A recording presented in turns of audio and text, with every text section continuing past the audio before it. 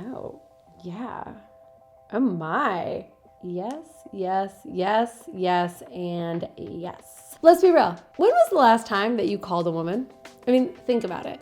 Unless you're old school, and I respect that, gone are the days when you meet a woman, ring her up, and have an actual real-time conversation. Especially these days, texting is the #1 form of communication, especially when it comes to the early stages of dating. Hello, I'm Caitlin V, your sex and relationship coach, and today I'm going to share my 7 texting rules to make her want you. Because messing it up in the texting stage could be the thing that is stopping you from taking it to the next level and actually going on a date. And yes, I'm talking about exchanging messages written in text. That could be on a dating app, that might be on WhatsApp, that could be on old-fashioned SMS. Even if you've already been on a few dates with her, the way that you text plays a pretty big part in determining whether or not she's going to stay interested. And even if you've been together for a while, your text game may be the difference between getting that peach and beating your meat.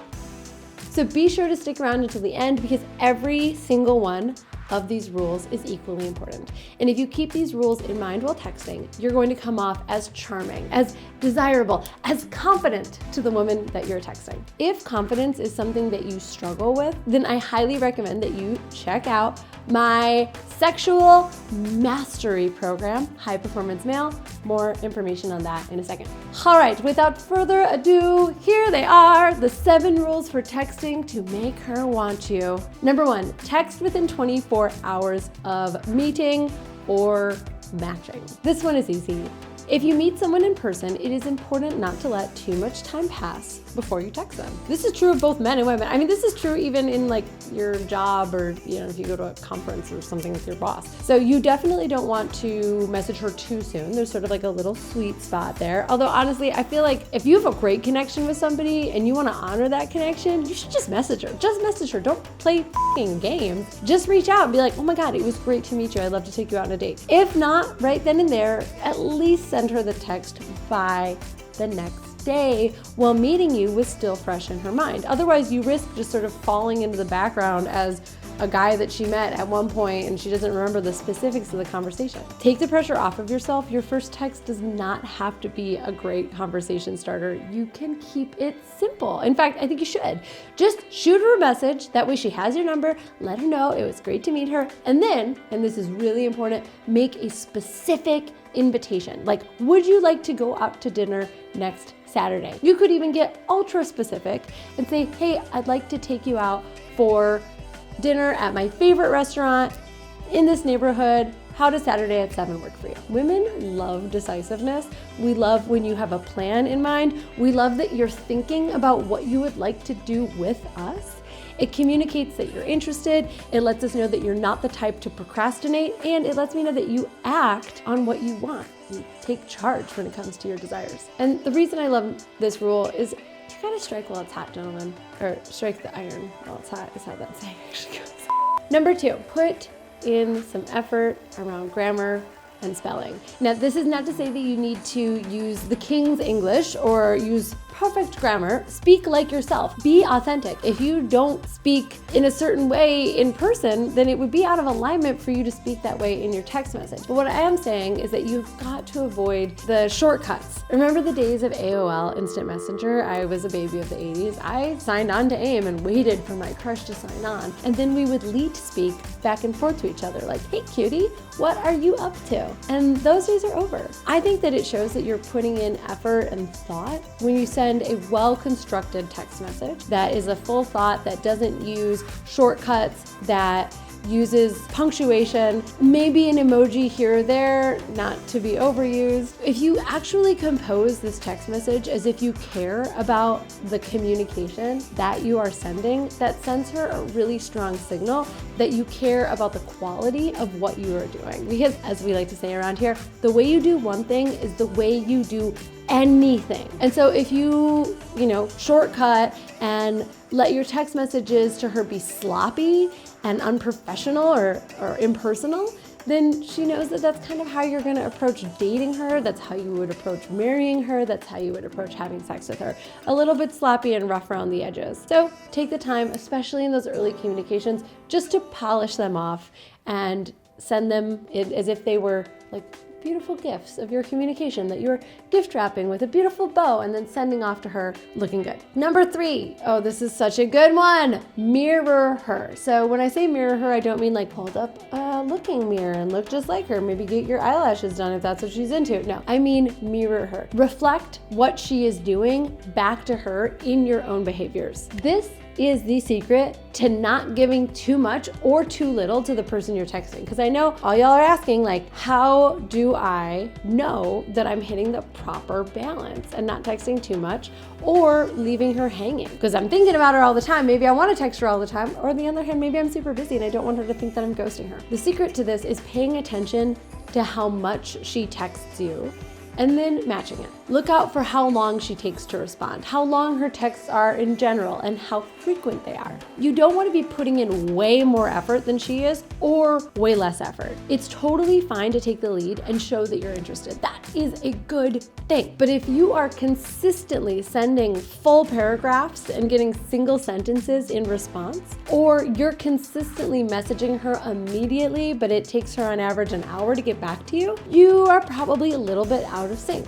Again, if it feels authentic and right, and this is like, you're so excited to communicate with her, that's great. Mirroring her is the best way to assure she knows you're interested, she feels your investment, but she doesn't feel that you are overreaching or that you are leaning back and being uninvested either. Especially in the early days of texting with someone, it is really important to be mindful of how much you are giving and receiving from that person.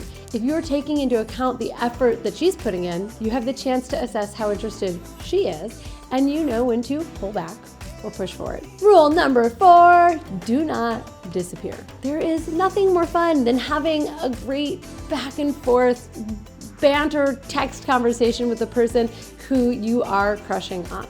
The anticipation of staring at the screen, thinking about what you're gonna say next, it's delicious. And on the other hand, there is nothing worse than your crush just vanishing into thin air in the middle of the conversation. So if you find yourself having one of those fun back and forths and suddenly something comes up, just let her know. Just let her know, hey, someone came into my office, I'll catch up with you again later. This simple gesture shows that you respect her and her time. It shows that you don't want to leave her hanging. A simple, it's been really nice chatting with you, but I've got to run, will take you such a long way, especially when it comes to text messages. You know, the difference between instant messenger and having a phone in our pocket, which just shows you how old I actually am, is that we are always available. Like, you can always send a text. You can always be receiving a text, and therefore you need to actually be in communication about your availability, especially as it changes. And speaking of your availability, rule number 5, mind your availability. As much as you want to show her that you are reliable and available to her, you do not want to take that too far. I have so many videos on YouTube about boundaries and saying no, because this is something that men are not taught. Unfortunately, it ends up getting them into all kinds of situations where they experience dissatisfaction, they put the needs of women above their own, they become doormats, they end up in the friend zone. The reason that you need to have boundaries around your availability is because you are a person who has real person stuff to do. Even if you have a wide open calendar, it is still wise not to be too available to someone in the early dating process. Unless, of course, she's doing the same for you, and so you're mirroring each other. This is not about playing games. I do not condone playing games. It is not a reasonable way to build a meaningful connection.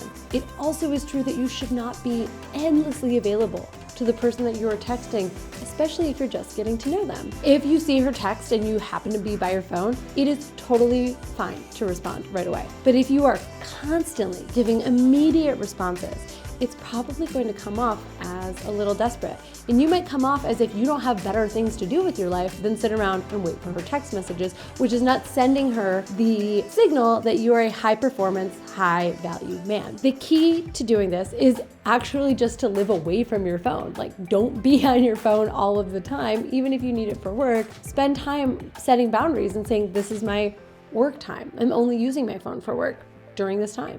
I'll check in with you when I go to the bathroom. I'll check in with you when I go to lunch. Now, if you happen to be, cruising down the aisle at the grocery store and you see a text message from her and you're like, you know what, I do want to interrupt my picking out various soup cans or whatever to message her, fucking do it. I love that for you. You're into her, she's into you. Use this rule judiciously. Number 6, check in. Women love to be checked in on because we love when you make us feel safe. Now, this is not a diminutive, paternalizing check-in, hey, just want to make sure you made it home last night, but just a simple and sexy way to let her know that you're thinking of her. A funny meme. How's your day going so far? Hey, I'm thinking about you. Are all so fire. But you know what is even better?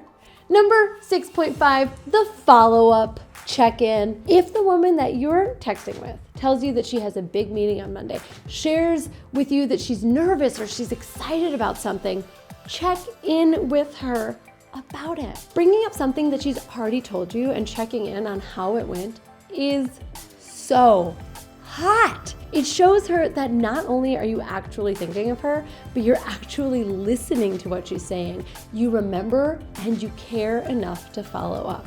I mean, you want to talk about an investment in the love bank? This goes a long way. So whether it's how was girls' night or how did that big presentation go, you are chef's kiss perfection for the follow-up check-in. All right, number 7, keep it consensual. Before you go, okay, Caitlin, I watched all your other videos. I'm subscribed to your channel. I've applied for your coaching. I know what consent is. Hold up. Let me just make my point, okay? We all know how important consent is in the bedroom. Well, consent is equally important inside of your texting game. And this is for so many reasons. I mean, at a bare minimum, you just don't know what any woman that you're with has been through before, what triggers or what trauma she has. So getting consent before you send something like a dick pic, but even before you send something that's a little racier or a little sexier, is actually a way to assure that she feels safe with you. And safety is the foundation to great sex. I've said it 1,000 times. I hope to say it a million more. Safety, ironically, the foundation of great sex. Women need to feel safe in order to have big explosive orgasms. Just scientific fact. I don't know a single woman who would be happy to receive an unsolicited dick pic. Not one, including me. But beyond that, say you're having a sexy thought or you're thinking about sending her something a little bit not safe for work. Check in first and make sure that she's into it. This gives her the opportunity to say yes. It gives you the opportunity to know and feel confident that what you are sending is wanted. I mean, think about how many factors go into sending a sexy text message out of the blue. She could be at work. She could be stressed about her child. She could be looking at her mom with her phone out on the counter in between them. She could be having lunch with her dad. Sending a spicy text message at the wrong time kills the mood before it's even got started. It is as simple as saying, hey, I'm having a sexy thought. Do you mind if I share? Hey, I have something a little not safe for work I want to send you. Is it okay if I send it? Or tell me when it's okay to send it. So there you have it. My 7 rules for texting women. And of course, being a modern day iMessage Casanova is only the tip of the iceberg when it comes to successfully dating and being desirable to women. Knowing what to text and how to text and when to text is a great place to start. But an exciting and fulfilling and truly satisfying romantic life begins with a deep sense of confidence and self. And if you have that deep sense of confidence, then videos like this are just icing on the cake because you already know from a deep-seated sense of your gut how to respond to her, how to text her, how to talk to her, how to take care of her, how to make love to her. And so if living the best, most empowered and authentic version of yourself is something that you want so that you can bring that into your whole world, so that you can bring that into your dating life, so that you can bring that to your job, to your ability to make money, then please go down into the description and apply for High Performance Male Sexual Mastery Accelerator. In this program, I have taken everything that I have learned about masculine energy, sexuality, anatomy, pleasure, premature ejaculation, erectile dysfunction, delayed ejaculation. I have put all of that together into a course so that you can get everything that I have learned from my years of coaching men, plus a community of other men who are there to have your back. I'm talking about a band of brothers who have come together specifically to up-level in this department. A band of men who are tired of not being the best that they absolutely can, both in and outside of the bedroom. If that sounds like you, please take a second and apply for High Performance Male. I would be so honored to have you in my group where I coach and you could receive time with me supporting you in becoming the man who you were meant to be. On a minimum, make sure that you're subscribed so you don't miss any excellent content, information on how to have the best sex life ever. Thank you so much for tuning in. I will see you here next week.